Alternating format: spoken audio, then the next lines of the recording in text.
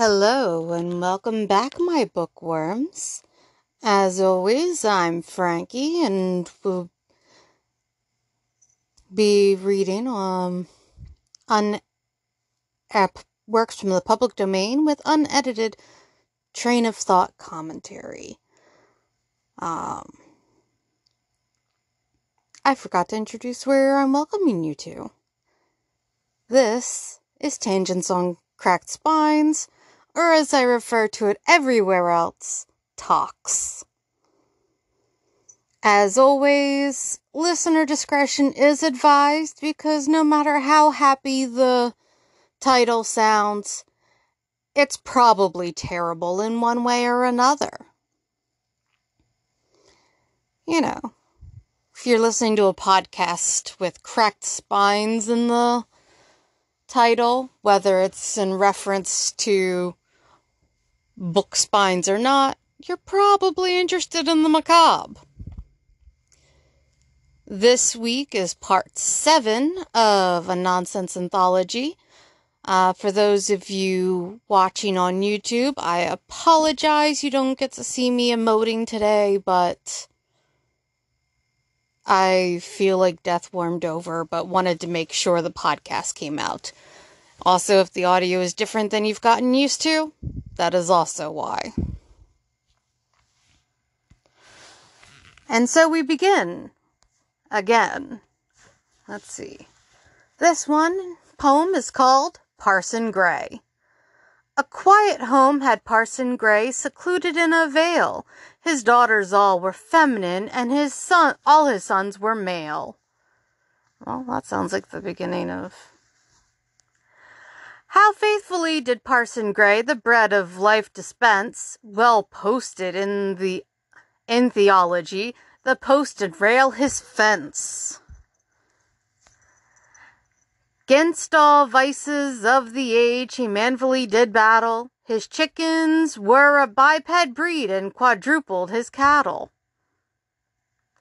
No clock more punctually went, he ne'er delayed a minute, nor ever empty was his purse when he had money in it. His piety was ne'er denied, his truth set saint and sinner. At morn he always breakfasted, he always dined at dinner. He ne'er by any luck was grieved, by any care perplexed. No filcher Tiggy. Though when he preached, he always took a text. As faithful characters he drew as mortal ever saw, but poor parson, when he died, his breath he could not draw. Oliver Goldsmith.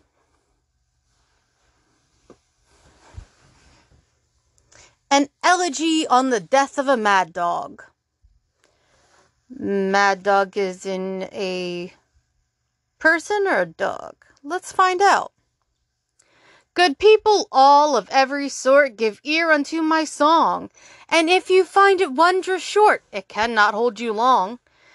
In Islington there was a man of whom the world might say that still a godly race he ran whene'er he went to pray. A kind and gentle heart he had to comfort friends and foes. The naked every day he clad when he put on his clothes. Oh my. And in that town a dog was found, as many dogs there be, both mongrel, puppy, whelp, and hound, and curs of low degree.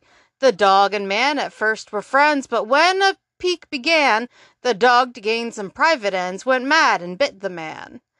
Around from all the neighboring streets the wandering neighbors ran, and swore the dog had lost his wits to bite so good a man. I bet the man deserved it. Dogs are very rarely at fault. The wound it seemed both sore and sad to every Christian eye, and while they swore the dog was mad, they swore the man would die. Are they afraid he's rabid? But soon a wonder came to light that showed the rogues they lied. The man recovered of the bite, the dog it was that died. Oliver Goldsmith. Poor puppy! The wonderful old man. There was an old man who lived on a common, and if fame speaks true, he was born of a woman. That is normally how it goes in the Sure Seahorse. In all the ways. Perhaps you will laugh, but for truth I've been told he once was an infant, though age made him old. Again, that's how it goes. Whene'er he was hungry, he longed for some meat, and if he could get it, 'twas said he would eat. When thirsty, he'd drink if you gave him a pot, and what he drank mostly ran down his throat. Inside or out. He seldom or never could see without light, and yet I've been told he could hear in the night. He has oft been awake in the daytime, 'tis said, and has fallen asleep as he lay in his bed. 'Tis reported his tongue always moved when he talked, and he stirred both his arms and his legs when he walked. And his gait was so odd, had you seen him you'd burst, for one leg or the other would always be first. His face was the drollest that ever was seen, for 'twas not washed, it seldom was clean. His teeth he exposed when he happened to grin, and his mouth stood cross twixt his nose and his chin. When the whimsical chap had a river to pass, if he couldn't get over, he stayed where he was. That doesn't quite rhyme. 'Tis said he ne'er ventured to quit the dry ground, yet so great was his luck, he never was drowned. At last he fell sick, as old chronicles tell, and then, as folks say, he was not very well. But what was as strange in so weak a condition, as he could not give fees, he could get no physician. Story of our lives! What wonder he died, yet 'tis said that his death was occasioned at last by the loss of his breath. But peace to his bones, which in ashes now moulder. Had he lived a day longer, he'd have been a day older. That one was anonymous. Are we surprised? A chronicle. Once, but no matter when, there lived, no matter where, a man whose name, but then I need not that declare. He had been born, and so he was alive. His age, I detail scorn, was some 35. He lived, how many years I truly can't decide, but this one fact appears, he lived, until he died. He died, I averred, but cannot prove 'twas so, but that he was interred, at any rate, I know. The sad part is, it's very possible during that time frame to have been interred without being proven dead. I fancy he'd a son, I hear he had a wife, perhaps he'd had more than one, I know not on my life. But whether he was rich, or whether he was poor, or neither, both, or which, I cannot say, I'm sure. I can't recall his name, or what he used to do, but then, well, such is fame. 'Twill so serve me and you. And that is why I thus, about this unknown man, would fain create a fuss, to rescue, if I can, from dark oblivion's blow, some record of his lot. But, I do not know who, where, when, why, or what. Moral. In this brief pedigree, a moral we should find, but what it ought to be has quite escaped my mind. Also anonymous. On the Oxford Carrier. Here lieth one who did most truly prove that he could never die while he could move. Is he a shark? So hung his destiny never to rot while he might still jog on and keep his trot, made of sphere metal never to decay until his revolution was at stay. Time numbers motion, yet without a crime 'gainst old truth. Motion numbered out his time, like an engine moved with wheel and weight. His principles being ceased, he ended straight. Rest that gives all men life gave him his death, and too much breathing put him out of breath. Nor were a contradiction to affirm too long vacation hastened on his term. Merely to drive the time away he sickened, fainted, and died, nor would with ale be quickened.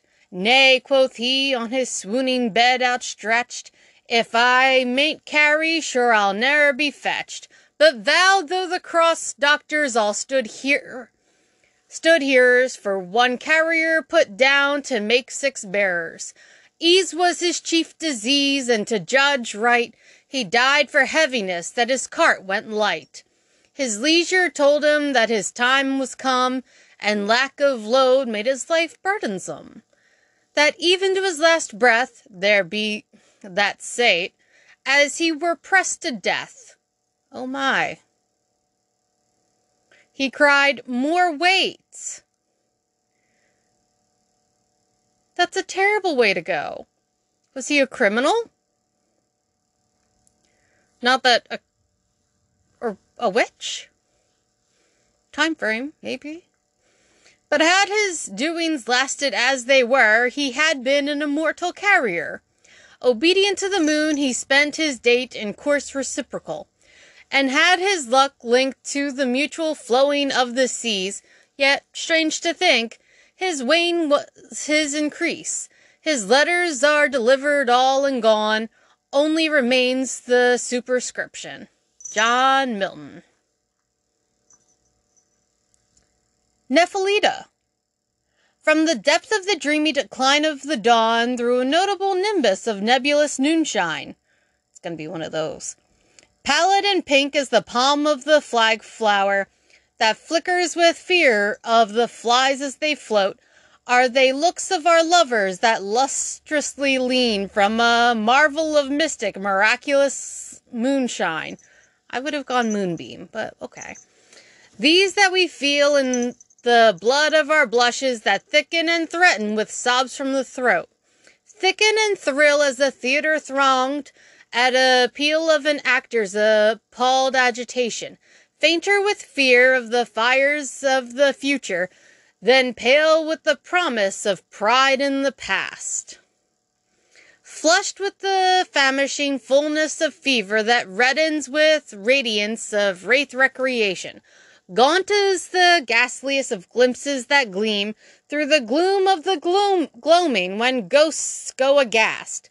Nay, for the nick of the tick of the time is a tremulous touch of the temples of terror.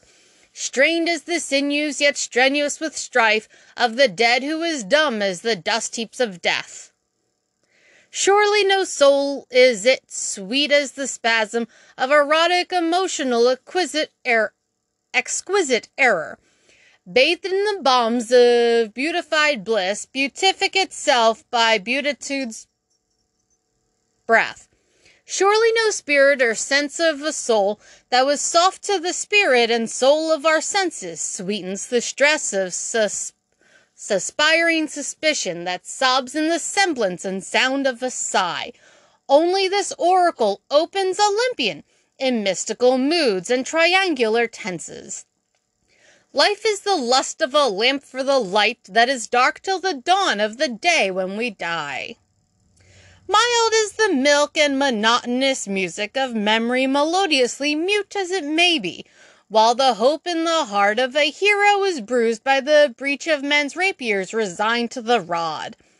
Made meek as a mother whose bosom beats bound with the bliss, bringing bulk of a balm-breathing baby, as they grope through the graveyards of creeds under skies growing green at a groan for the grimness of God.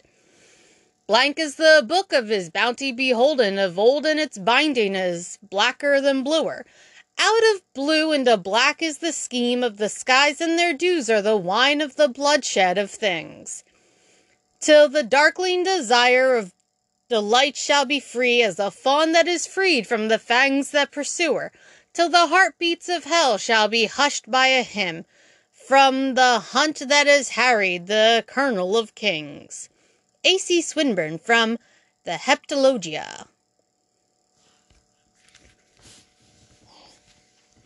Martin Luther at Potsdam.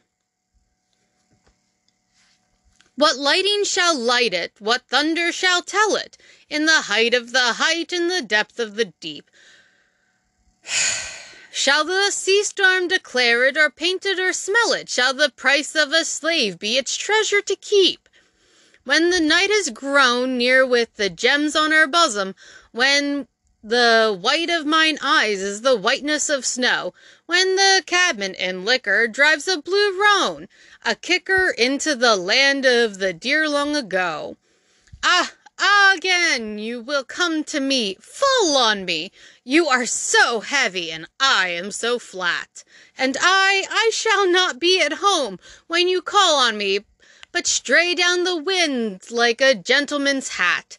I shall list to the stars when the music is purple. Is this person a synesthesia? Synesthesia? I don't know.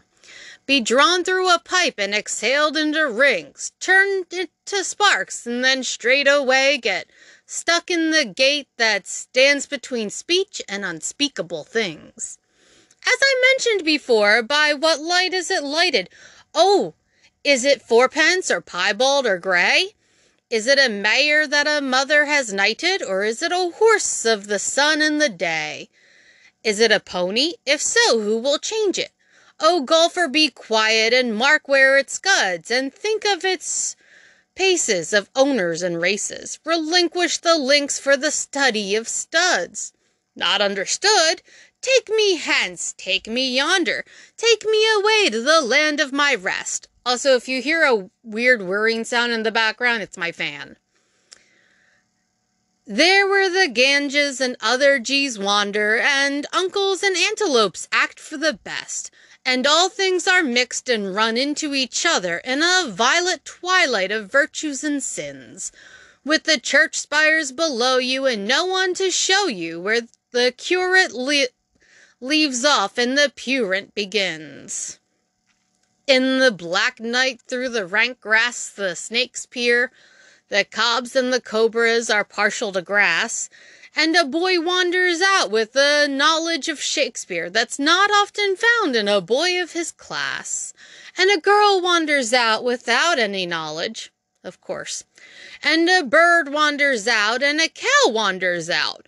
Likewise one whether, and they wander together. There's a good deal of wandering lying about. But it's all for the best. I've been told by my friend, sir, that in verses I'd written the meaning was slight. I've tried with no meaning to make 'em amends, sir, and find that this kind still more easy to write. The title has nothing to do with the verses, but think of the millions, the laborers who, in busy employment, find deepest enjoyment, and yet, like my title, have nothing to do. Barry Payne. Companions. I know not of what we pondered, or made pretense to talk. As her hand within mine, we wandered toward the pool by the lime-tree walk, while the dew fell in showers from the passion flowers, and the blush-rose bent on her stalk.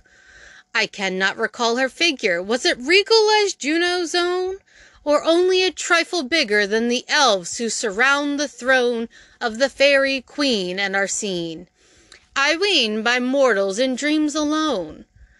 What her eyes were like, I know not. Perhaps they were blurred with tears, and perhaps in your skies there are glow not, on the contrary, clearer spheres. No, as to her eyes I am just as wise as you were the cat, my dears. Her teeth, I presume, were pearly, but which was she, brunette or blonde? Her hair, was it quaintly curly, or as straight as a beetle's wand? That I failed to remark. It was rather dark and shadowy round the pond. Then the hand that reposed so snugly in mine, was it plump or spare? Was the countenance fair or ugly? Nay, children, you have me there. My eyes were perhaps blurred, and besides I'd heard that it's horribly rude to stare. And this is how you get a prince who only knows Cinderella by her foot size. Although if you read the original Cinderella, that is not what happened. it was a 3-day ball. She kept running away at the stroke of midnight, and on the last day, he tarred the steps to try and keep her stuck. Instead, she lost her shoe, and his guards were stuck. Anyways. And was I brusque and surly, or oppressively bland and fond? Was I partial to rising early, or why did we twain abscond? All breakfastless too from the public view, to prowl by a misty pond. What passed, what was felt or spoken, whether anything passed at all, and whether the heart was broken that beat under the sheltering shawl, if shawl she had on, which I doubt, has gone.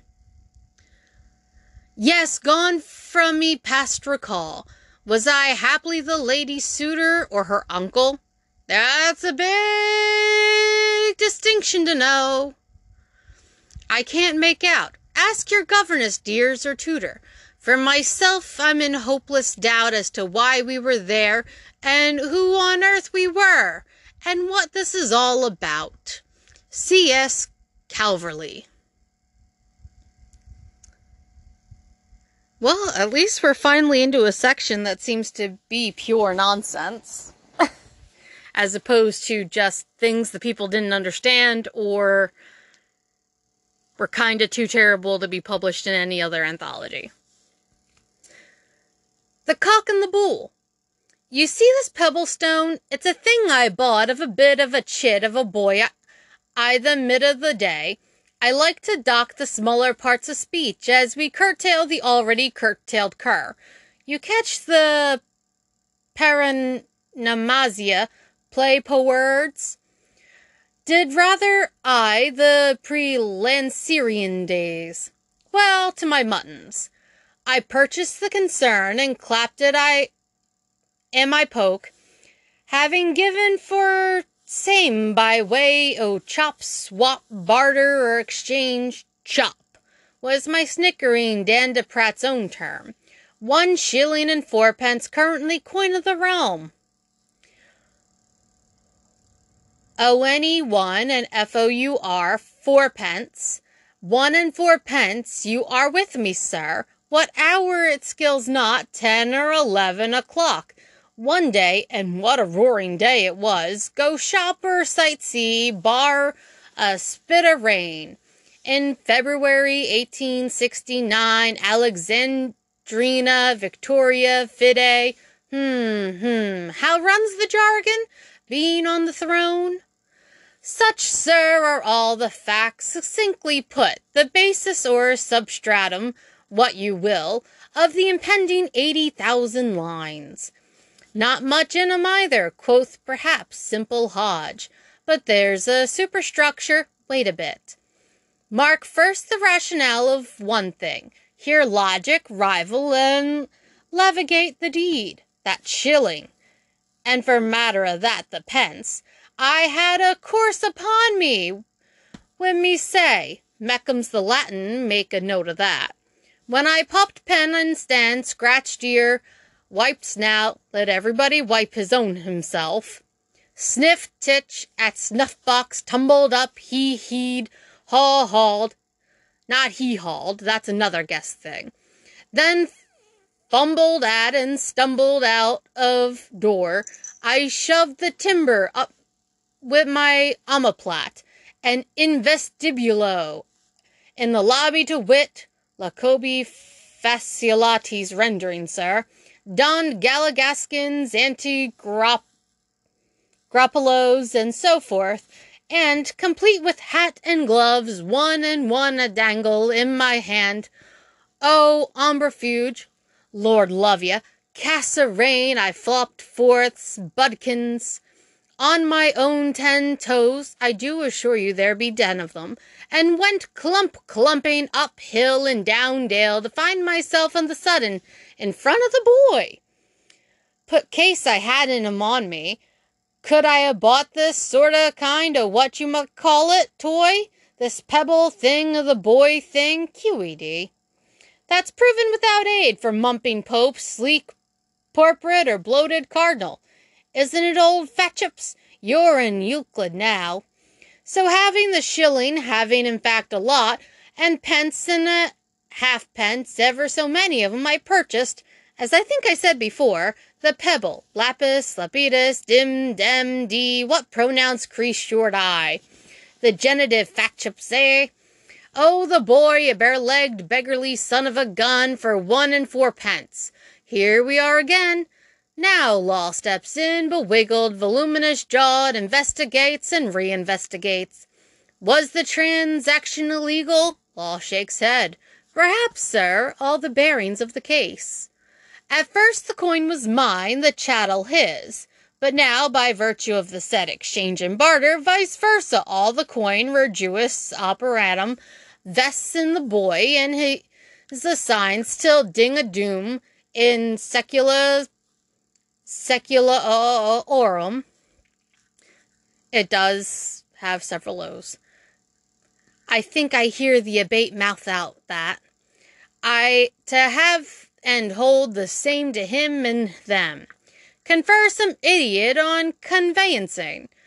Whereas the pebble and every part thereof, and all that appertaineth thereunto, quodcunque pertinet adem rem. I fancy, sir, my Latin's rather pat. Mine's not. Or shall, will, may, might, can, could, would, or should. Sabodi catara clap. We to the close, for that what's the good of law in such a case of the kind is mine to all intents and purposes. This settled, I resume the thread of the tale. This goes on for far much longer than I feel it should.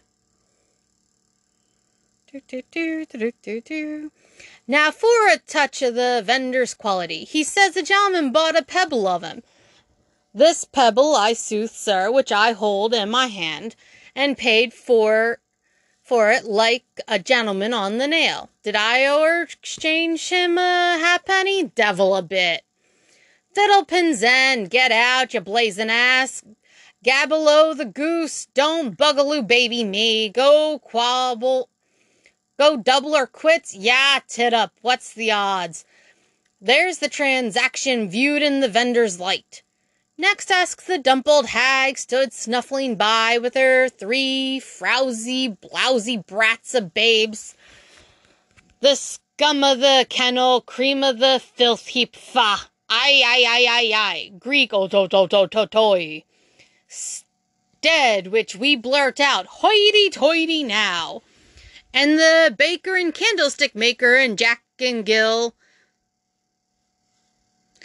bleared Goody this and queasy Gaffer that, ask the schoolmaster, take schoolmaster first. He saw a gentleman purchase of a lad a stone and pay for it right on the square, and carried off per saltum, jauntily propria qua maribus, gentleman's property now, agreeable to the law explained above. In proprium usum, for his private ends, the boy he chucked a brown in the air and bit in the face of the shilling, heaved a thumping stone at a lean hen that ran clucking by, and hit her dead as nail in post a door. Then abit, what's the Ciceronian phrase? Excessit, evacit, erupit, off slogs boy, off like bird, avi similis. You observe the dative? Pretty in the Montuon.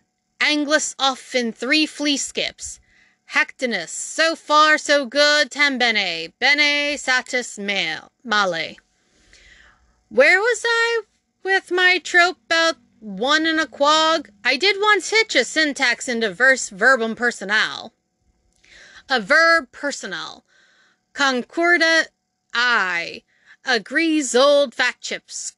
Cum nominativo with its nominative genre in point of gender, numero o number, et persona et person.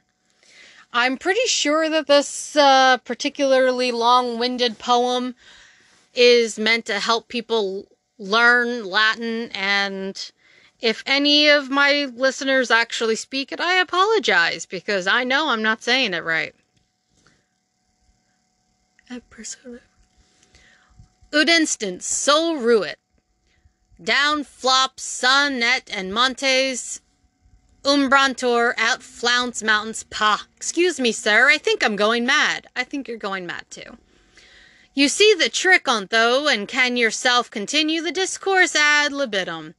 It takes up about 80,000 lines, a thing imagination boggles at, and might, odds bobs, sir, in judicious hands, extend from here to Mesopotamia.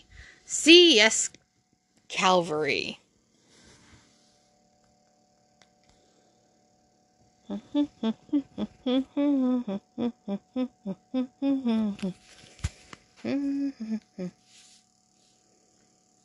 Alright, we've got a little further to go, my bookworms, my lovelies.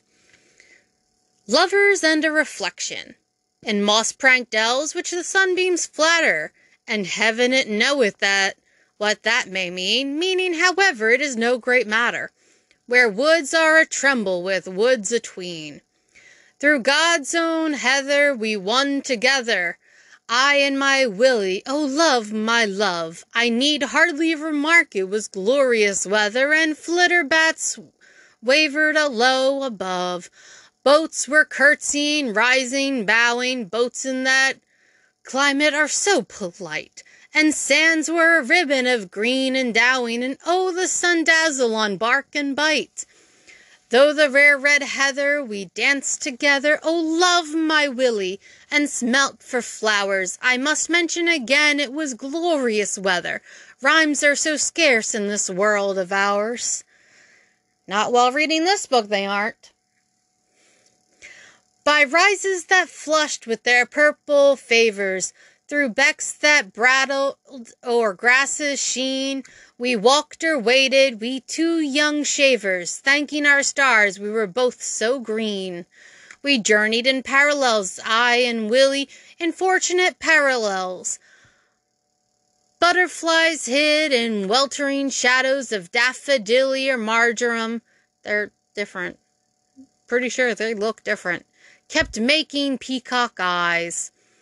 Songbirds darted about, some inky as coal, some snowy, I ween as curds, or rosy as pinks, or as roses pinky. They reek of no eyrie to come, those birds, but they skim over bents which the millstream washes, or hang in the lift neath the white cloud's hem. They need no parasols, no galoshes, and good Mrs. Trimmer, she feedeth them. Then we thrid God's cowslips, as erst his heather, that endowed the wan grass with their golden blooms, and snapped, it was perfectly charming weather, our fingers at fate and her goddess blooms. And Willie 'gan sing, oh his notes were fluty, wafts fluttered out of to the white-winged sea, something made up of rhymes that have done much duty, rhymes, better to put it, of ancientry. Bowers of flowers encountered showers in William's carol, oh love, my Willie. Then he bade sorrow borrow from blithe tomorrow, I quite forget what, say a daffodilly. A nest in a hollow with buds to follow, I think occurred next in his nimble strain. And clay that was needin', of course in Eden, a rhyme most novel, I do maintain. Mists, bones, the singer himself, love stories and all least furlable things got furled, not with any design to conceal their glories, but simply and solely to rhyme with the world. Oh, if billows and pillows and hours and flowers and all the brave rhymes of an elder day could be furled together this genial weather, and carted or carried on wafts away, nor ever again trotted out, ah me, how much fewer volumes of verse there'd be. More C.S. Calvary. Alright, let's go a little further. Supposedly, we're about 65% of the way through this book. I might actually finish an anthology well, I've been cutting off at 13, but I think 15's my upper limit. Or less. With the exception of Dracula. If we ever... Lord of the Rings or Dracula, if those ever get chosen, they will exceed my limit per season. Because they're very long. An imitation of Wordsworth. There is a river clear and fair, 'tis neither broad nor narrow. It winds a little here and there, it winds about like any hare. And then it takes as straight a course as on the turnpike rode a horse, or through the air an arrow. The trees that grow upon the shore have grown 100 years or more, so long there is no knowing. Old Daniel Dobson does not know when first these trees began to grow, but still they grew and grew and grew as if they'd nothing else to do, but ever to be growing. I mean, that is what trees do, in addition to, like, cleaning the air. The impulses of air and sky have reared their stately heads so high, and clothed their boughs with green, their leaves the dews of evening quaff. And when the wind blows loud and keen, I've seen the jolly timbers laugh, and shake their sides with merry glee, wagging their heads in mockery. Fixed are their feet in solid earth, where winds can never blow, but visitings of deeper birth have reached their roots below. For they have gained the river's brink, and of the living waters drink. There's little Will, a 5 years' child, he is my youngest boy. To look on eyes so fair and wild, it is a very joy. He hath conversed with sun and shower, and dwelt with every idle flower, as fresh and gay as them. He loiters with the briar rose, the bluebells are his playfellows, that dance upon their slender stem. And I have said, my little Will, why should not he continue still, a thing of nature's rearing, a thing beyond the world's control, a living vegetable soul, no human sorrow fearing. It were a blessed sight to see that child become a willow tree, his brother trees among. He'd be 4 times as tall as me, and live 3 times as long. Catherine M. Fanshawe. Aw, we have a lady. Ooh, how long is this next one? Ooh, this one is quite long. Whoops. Alright, I think we'll have to start with the famous ballad of the Jubilee Cup next time, my bookworms.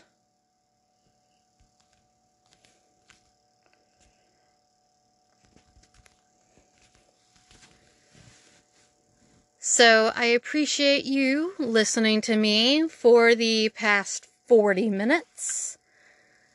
I truly do appreciate every one of you that does a download. And theoretically listens to me just prattle on for almost an hour once a week.